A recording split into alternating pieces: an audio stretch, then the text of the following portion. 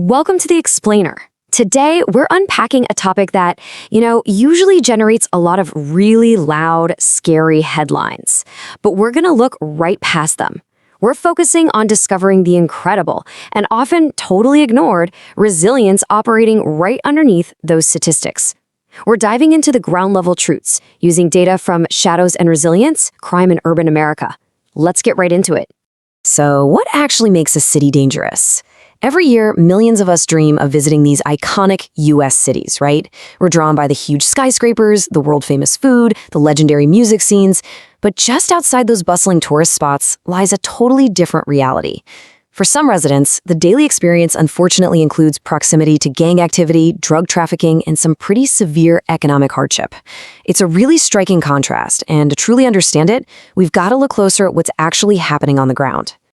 Okay, let's dive into this. We're all super familiar with the headlines: homicides, robberies, gang incidents.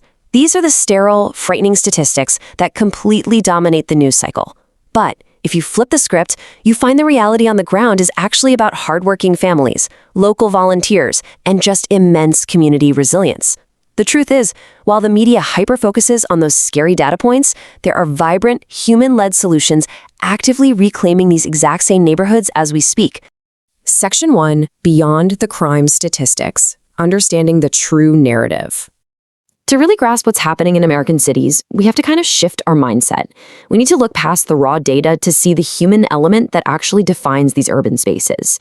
Take the number 0, for instance. 0 cities are completely dangerous, and 0 cities are completely safe.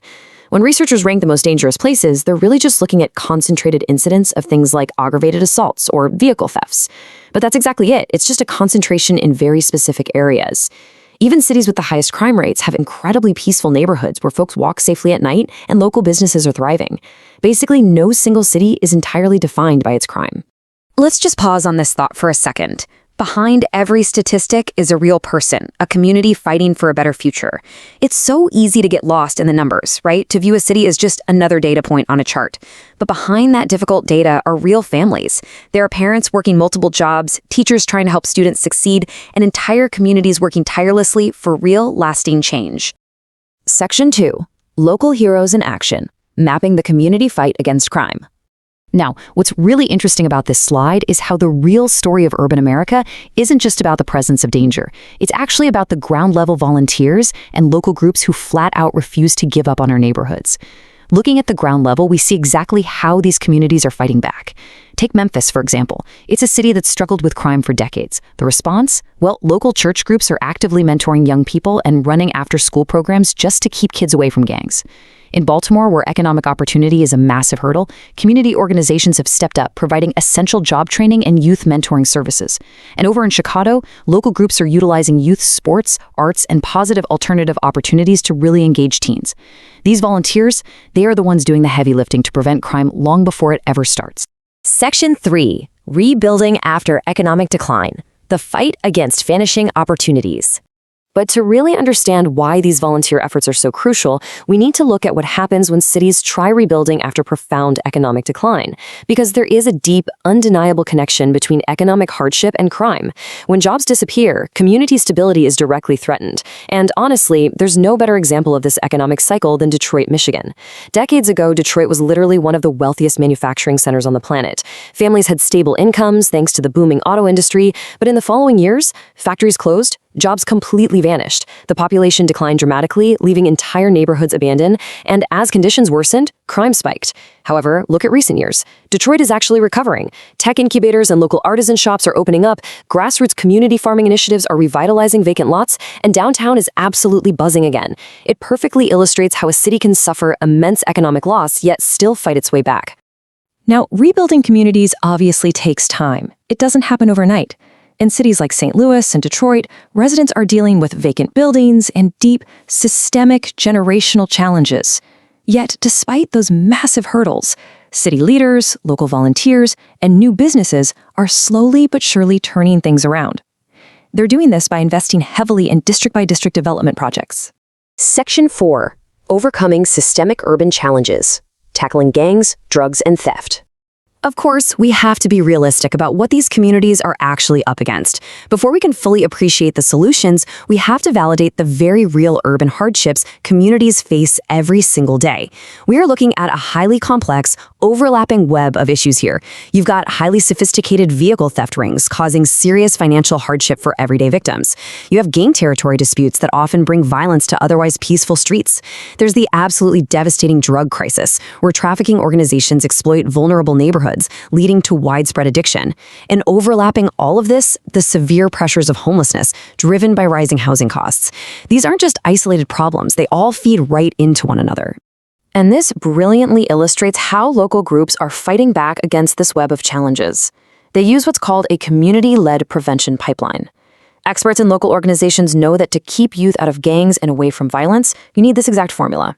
Step 1, you absolutely need strong schools. Step 2, you must provide a youth mentorship and positive role models to give kids some actual hope. And step 3, employment opportunities. You have to give young people a real, tangible economic alternative to the streets. Driven by passionate local volunteers, this pipeline is the ultimate anti-crime strategy. Now, a lot of focus these days is put on modern policing technology, right? Police departments are utilizing security cameras, drones, license plate readers, and even artificial intelligence to track crime patterns. And while that tech is definitely useful, it just cannot solve the problem alone. Community trust and engagement remain the absolute most essential tools for safety. Take Oakland, California, for example. While officials invest in public safety programs, it's actually the residents organizing grassroots neighborhood watch groups and community safety patrols that make the real difference.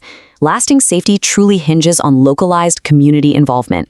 Section 5. The power of community resilience. Proven strategies that work. History has shown us time and time again that crime can and does decline when communities unite to tackle the root causes of their struggles. We're talking about better education and youth mentorship programs that actually give kids a future, economic development and active neighborhood investment that bring life back to abandoned streets, community policing that builds a much-needed trust, and drug treatment services that tackle addiction as the public health crisis it truly is, saving lives in the process. This is the blueprint. This is how any community, anywhere, can come together to protect its most vulnerable residents. So, the crucial point is this. The story of crime in America is not simply a story of danger. It is also a story of resilience. It's a story of communities flat out refusing to give up, of local heroes mentoring the next generation, and of cities fighting every single day to improve. It's really an incredible emotional journey, from the shadows of bleak statistics right into the light of human determination. I want to leave you with this final thought and question. How will you look beyond the headlines to see the resilience in your own community? Next time you see a scary statistic about a dangerous city, I challenge you to think about the everyday heroes, the local volunteers, and the hardworking families who are actively building safer neighborhoods right at this very moment. Thank you so much for joining me for this explainer. Keep questioning the headlines and keep learning.